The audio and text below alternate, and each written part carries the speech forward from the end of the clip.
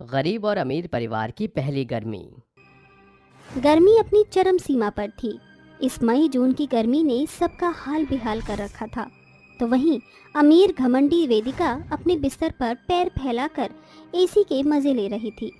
तभी वो अपनी नौकरानी अर्चना को आवाज लगाकर कहती है, अर्चना, अरे कहाँ हो? जरा इधर आना और फ्रिज में से मेरे लिए चॉकलेट वाली आइसक्रीम निकाल कर ले आना।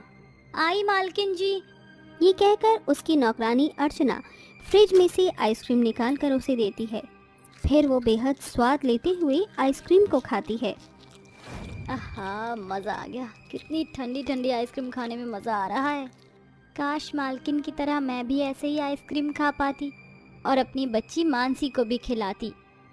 इतने में उसकी छोटी बेटी स्कूल से आकर घर पर अर्चना को ना पाने पर सीधा अपने सामने वाले घर यानी वेदिका के घर आ जाती है और कहती है, माँ, माँ आप कहाँ हो? ओहो, तो आप यहाँ हो माँ। मैं स्कूल से आ गई। आप घर कब आओगी? अरे वाह, आंटी तो आइसक्रीम खा रही है माँ। मालकिन को बोलो मुझे भी आइसक्रीम खिलाएंगी। चुप हो जा। क्या बोल रही है तू? मालकिन ने सुन लिया तो डांटेंगी। ये माँ बेटी का क्या नाटक चल रहा है? और अर्चना, तेरी बेटी तुझे ढूंढते हुए ऐसे चिल्ला कर क्यों आ रही है? इसे ये नहीं पता कि तू यहाँ पर नौकरानी का काम करती है? ये इसका घर नहीं है कि जब चाहे मुंह उठाकर यहाँ अपनी माँ को ढूंढने आएगी। समझा इसे थोड़ा। माफ़ कीजिए मालकिन, अब से ये ऐसा नहीं करेगी। छोटी बच्ची है ना, तो ढूंढते हुए आ गई। अर्चना इतना कहती है कि उसका बेटा ऋषभ स्कूल से आकर बैग सोफे पर पटकता है और अपनी माँ के पास जाकर कहता है, माँ मैं स्कूल से आ गया। माँ, आज स्कूल से लौटते वक्त मेरा आइसक्रीम खाने का बहुत मन था, लेकिन मैंने अपने दोस्तों को पार्टी दे दी, इसलिए पैसे नहीं बचे। मुझे अभी आइसक्रीम खानी है माँ, मंगवा दो। अरे मेरा बच्चा, बस आइसक्रीम ही खाएगा? कोल्ड ड्रिंक पिज़्ज़ा भी मंगवा देती हूँ। भूख लग रही होगी ना तुझे?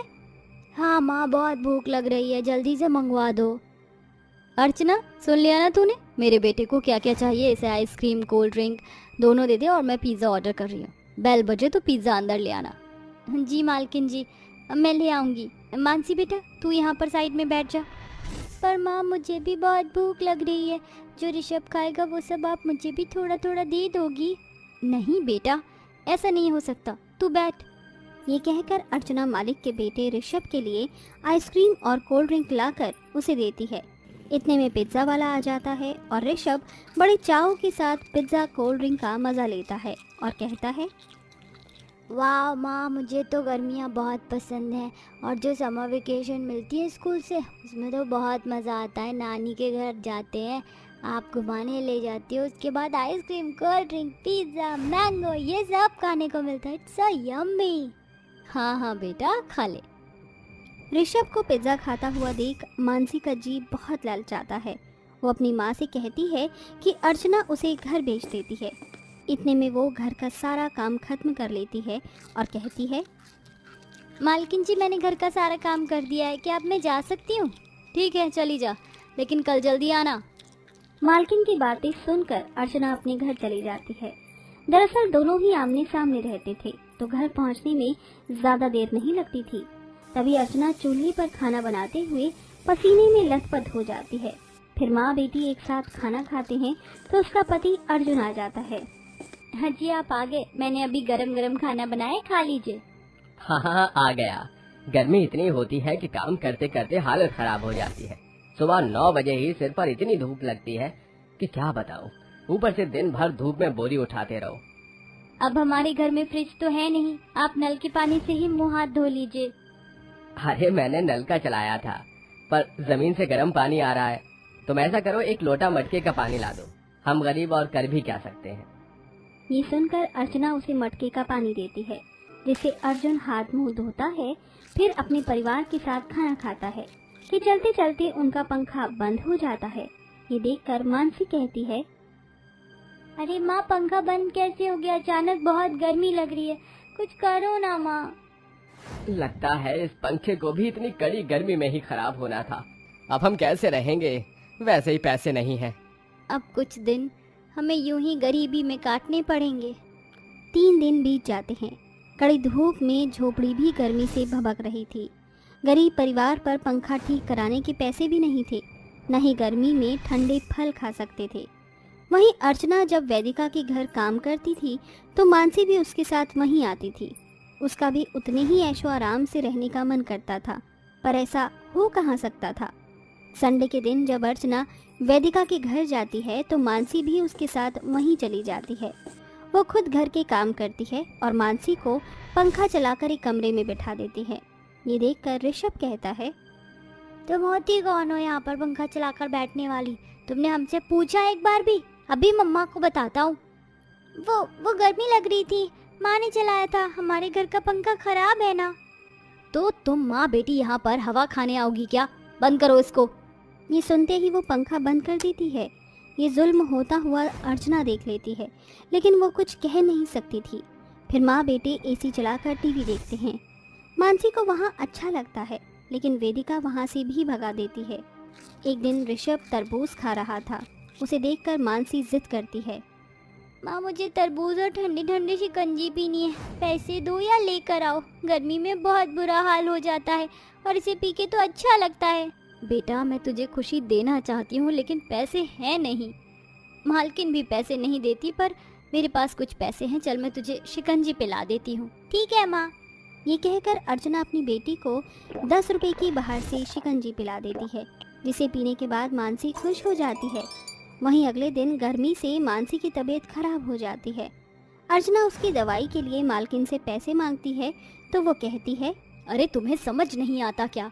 मैं तुम्हें अभी पगार नहीं दे सकती। जब देखो मुंह उठाकर मांगती रहती हो। घर में पंखा नहीं है, उसकी दवाई लानी है, तो मैं क्या करूं? रहम कीजिए मालकिन, गर्मी की वजह से उसकी हालत कमजोर है, बेचारी उठ भी नहीं पा रही। जाकर मेरे लिए कोल्ड ड्रिंक कॉफी बना कर लाओ, तुम्हारी बातें तो खत्म नहीं होती। जी मालकिन। ये कहकर परेशान अर्चना कोल्ड कॉफी बनाने जाती है। इतने में लाइट चली जाती है। गर्मी से वेदिका का बुरा हाल हो जाता है। हे भगवान, कितनी गर्मी हो रही है, कहीं मेरा बीपी डाउन ना हो जाए और मुझे चक्कर आ गया तो। मेरा तो गला भी सूख रहा है। इतने में अर्चना कोल्ड कॉफी बनाकर उसे देती हुई कहती है, मालकिन आपको गर्मी बर्दाश्त नहीं होगी, मैं आपको हवा कर देती हूँ, आप अपनी कोल्ड कॉफी पी लीजिए। अर्चना की ये बात सुनकर जब वो कोल्ड कॉफी पीती है तो अर्चना बहुत देर तक उसकी हवा करती है और अब उसे एहसास होता है कि उसने अपनी अमीरी के घमंड में गरीब नौकरानी और उसकी बेटी का कितना दिल दुखाया है।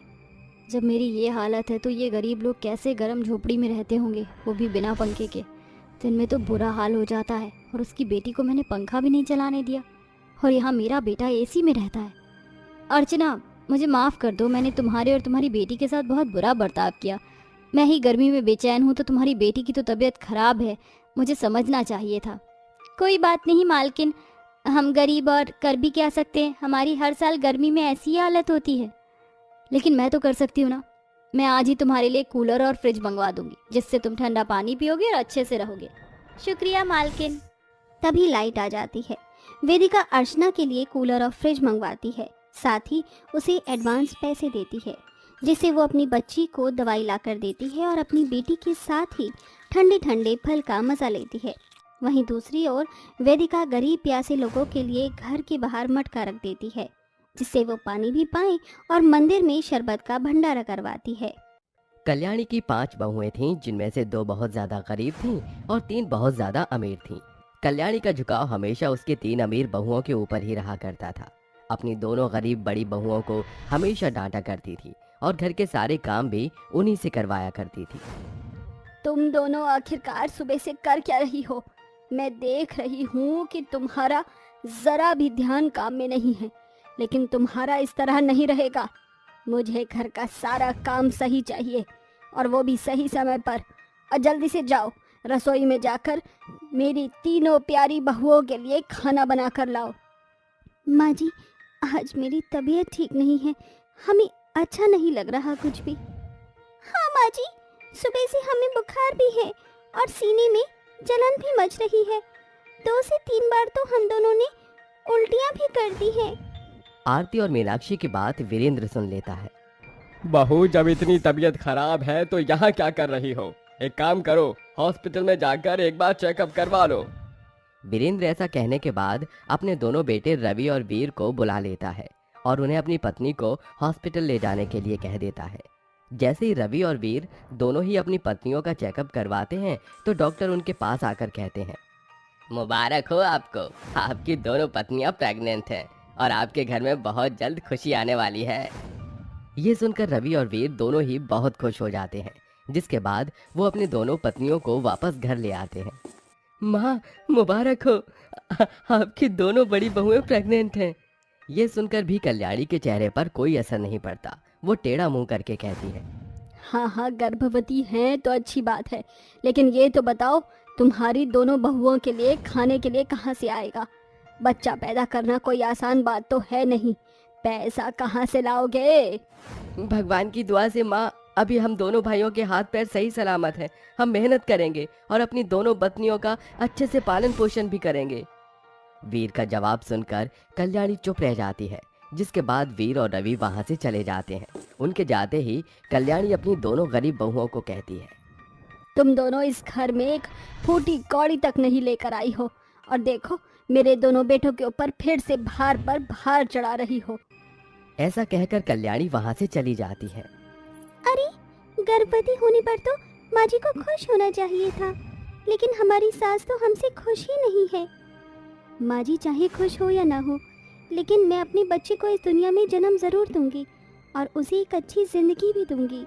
मीनाक्षी और आरती दोनों ही हॉस्पिटल से आने के बाद भी घर के काम करती हैं। वो घर के काम कर ही रही थी कि तभी अचानक से कल्याणी के चिल्लाने की आवाज आती है। अरे अरे, घर के सभी लोग कहाँ हैं? कोई यहाँ पर आओ। मेरे बेटा राघव, सुनील, उमेश कहाँ हो? सब यहाँ पर आओ जल्दी। कल्याणी के पुकारने पर घर के सभी लोग उसके पास पहुंच जाते हैं। अरे माँ, क्या हुआ? आखिर क्या बात है माँ? आप इतनी जोर से हमें चिल्लाकर क्यों बुला रही थी? तुम्हें दिखाई नहीं देता है? मेरी बहू यहाँ बीमार पड़ी है, तीनों की तीनों, और तुम हो कि... अरे मेरा मुंह क्या देख रहे हो? जल्दी से डॉक्टर को बुलाओ। आप चिंता मत कीजिए, मैं जल्दी से डॉक्टर को लेकर आता हूँ। उमेश फौरन डॉक्टर को लेकर आता है। डॉक्टर आने के बाद कल्याणी की तीनों अमीर बहुओं का चेकअप करता है। अरे वाह, ये तो कमाल का इत्तेफाक है। सुबह ही मैंने आपके दोनों बड़े बेटों को आपकी बड़ी बहुओं के गर्भवती होने की खुशखबरी दी थी, और अब देखो आपकी तीनों छोटी बहू भी गर्भवती हैं। अरे मुबारक हो, आपके घर में तो बहुत सारी खुशियां आ रही हैं। आपका घर तो भाग्यवान है। ये सुनते ही कल्याणी बहुत खुश होती है। अरे अरे, मुझे इतनी जल्दी माँ नहीं बनना था, अभी तो हमें बहुत कुछ करना था। तभी सोफिया बोलती है, अरे, हमारे पतियों के चेहरे पर मुस्कुराहट तो देखो, कितने खुश हैं। मैं तो अपने पति के लिए एक बेबी करने के लिए तैयार हूँ। उस दिन के बाद से तीनों अमीर बहुएं प्रेग्नेंट तो होती हैं, लेकिन अपनी प्रेगनेंसी का अपनी सास के चलते फायदा भी उठाने लगती हैं। अरे माँ जी, आज हमारे घर में सफाई नहीं हुई है क्या? मुझे ऐसे वातावरण में रहना अच्छा नहीं लग रहा। कहीं मेरे इस बच्चे पर कोई बुरा असर ना हो जाए। अरे बहू, चिंता मत कर, मैं अभी उन दोनों को बोल देती हूँ, वो अच्छे से साफ सफाई कर देंगी। कल्याणी अपनी दोनों गरीब बहुओं को घर की साफ सफाई करने के लिए कहती है। देखो, घर में गंदगी बिल्कुल भी नहीं होनी चाहिए। मेरी तीनों बहुएं अच्छे वातावरण में अगर बच्चे को पैदा करेंगी तो अच्छा होगा, उनके ऊपर असर भी अच्छा रहेगा। लेकिन माँ जी, हमने साफ सफाई तो की ही थी, अभी हमें रसोई में खाना भी बनाना है। अरे अगर अभी झाड़ू पोंछा कर दोगी तो कौन सा तुम घिस जाओगी? चलो जल्दी से घर की सफाई करो। अपनी सास के चलते मीनाक्षी और आरती को दोबारा से घर में झाड़ू पोछा करना पड़ता है, जिसके बाद वो दोनों अपनी तीनों अमीर देवरानियों के लिए अच्छा अच्छा और महंगा महंगा खाना बनाती हैं, जैसे कि शाही पनीर, पुलाव, खस्ता कचौड़ी और भी कई सारे आइटम। माँ जी, आपने जो भी कहा था हमने सभी कुछ बना दिया है। अगर तुमने सारा खाना बना लिया है तो क्या अब उसकी आरती पूजा कर रही हो रसोई में रखकर? अरे जल्दी से टेबल पर लगाओ, मेरी तीनों बहू भूखी बैठी हैं।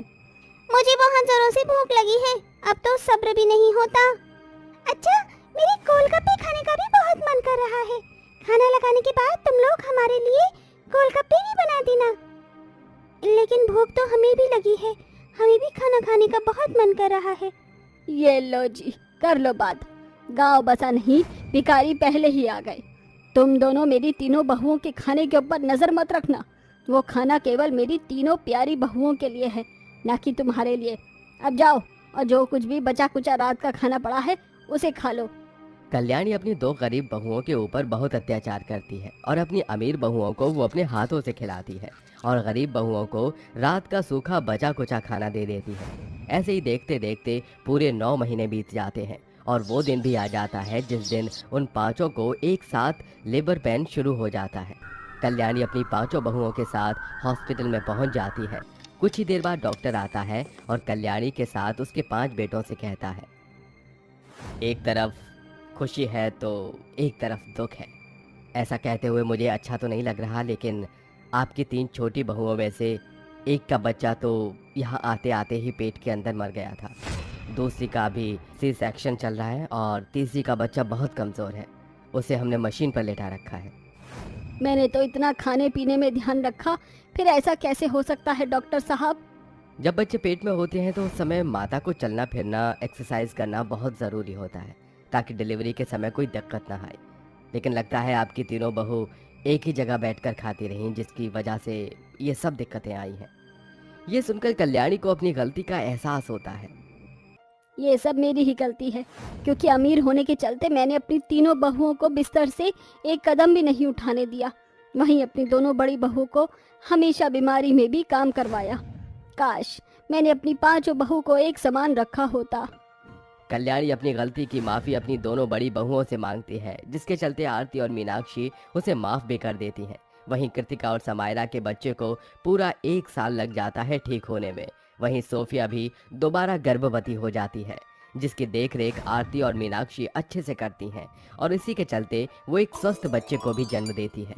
अब उन 5 बहुओं के पास अपना अपना बच्चा होता है और वो एक परिवार की भांति एक साथ खुशी खुशी रहने लगती हैं।